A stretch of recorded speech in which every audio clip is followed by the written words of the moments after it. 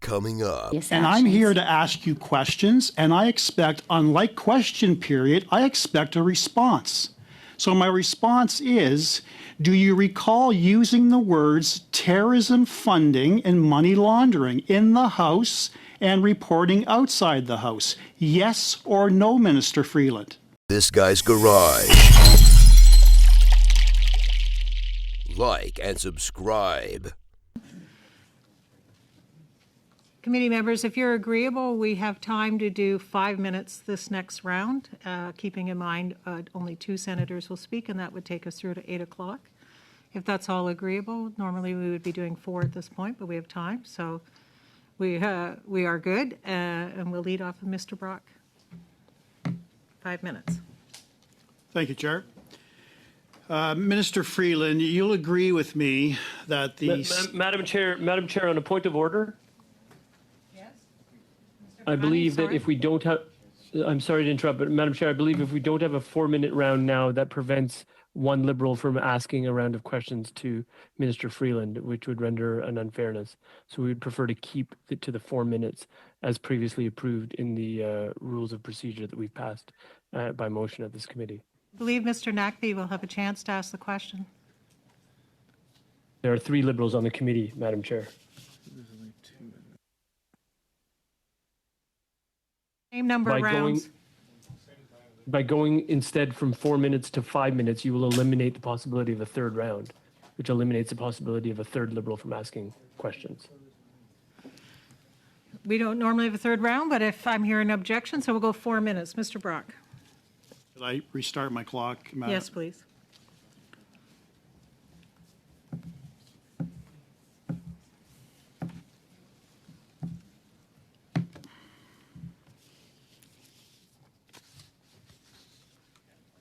I'm ready now, thank you. Go ahead. Minister Freeland, you'll agree with me that the state-owned, taxpayer-funded Canadian Broadcasting Corporation reported on February the 10th, 2022, that the GoFundMe donations to the convoy protest came from donors located outside of Canada. You'd agree with that? I don't have the report in front of me, and I haven't memorized all CBC reports, but I'm prepared to believe you. In fact, they stated that the donations came from America, United Kingdom, France, Germany, Australia, New Zealand, and the Netherlands. You'd also accept that as fact?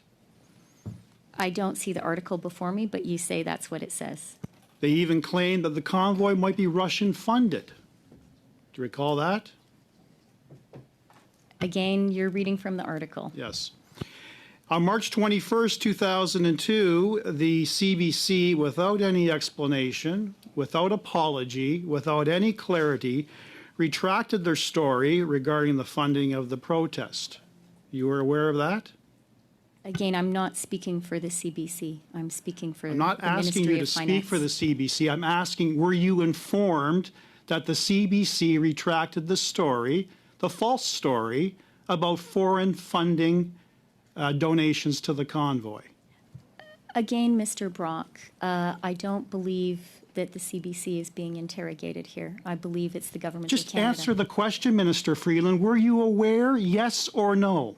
It's a simple question. I don't have the article before me, and I'm not here to answer questions about the CBC and The its Deputy reporting. Prime Minister, the most senior cabinet minister, is not prepared to accept whether or not the CBC retracted a false story? I don't speak for the CBC, sir. You, as the most senior cabinet minister and the Deputy Prime Minister, relied upon that initial story from the CBC and shared your concerns with Canadians regarding terrorism funding and money laundering. Your words, correct? Let me be very clear. My principal concern when it comes to the illegal occupation and the illegal blockades is the economic harm that was done to Canada. Let me be very clear, Minister Freeland. Your words several times in the House referred to terrorism funding and money laundering. Are you saying you didn't use those words?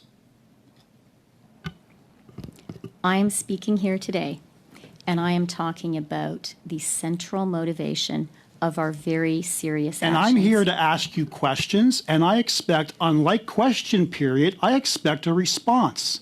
So my response is, do you recall using the words terrorism funding and money laundering in the House and reporting outside the House? Yes or no, Minister Freeland? I believe if we were in a court of law where I think you once worked, that might be called badgering the witness, Mr. Brock. Chair? Yeah. Can we allow the question to be answered? Thank you. As I said, my core concern as Minister of Finance and my central justification for these very serious measures that we put in place, as was clear in my opening statement. You're not as I answering the have said question. I'm throughout, going to move on. Is the economic You're not answering the impact. question, and I will move on. Madam Chair, on a point of order, it's entirely possible that Mr. Brock doesn't like the answers he's hearing, but the witness is entitled to provide an answer. If she could just be provided the opportunity to provide an Madam answer. Chair, the witness may not like the questions, but she's not entitled to establish her own facts in responding to an answer that is non-responsive and not relevant to the question. I'd actually just, we'll move back 20 seconds, allow you to ask your last question. Do you agree with me that the Deputy Director of FinTrack, Mr. McKillop, confirmed at committee that the convoy funding did not come from terrorism funding or money laundering, and the typical person who donated hundreds and thousands of dollars to the convoy came from their own resources and posed no security threat? Do you accept that? What I accept, Mr. Brock, is that the core threat was to the Canadian economy, to our reputation as a trading partner and investment destination. Thank you I for the made that clear in non-response, my Minister. opening remarks, and that is my view. Thank you for the non-response, Minister. Very helpful. We'll move